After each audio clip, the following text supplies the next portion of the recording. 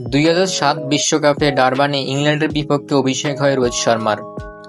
প্রায় 17 বছর ভারতের জার্সিতে দাপটের সঙ্গে খেলে বিশ্বকাপ জয়ী অধিনায়ক হিসেবে টি-টোয়েন্টি আন্তর্জাতিক ক্রিকেটকে বিদায় জানিয়েছেন রোহিত শর্মা। অবশ্য এর আগে পুরস্কার বিতরণী অনুষ্ঠানে আন্তর্জাতিক টি-টোয়েন্টিকে বিদায় জানান বিরাট কোহলি। ওয়েস্ট ইন্ডিজের বার্বাডোসে নাটকীয় ফাইনাল শেষে দক্ষিণ আফ্রিকাকে 7 রানে হারিয়ে শিরোপা নিজেদের করেছে ভারত।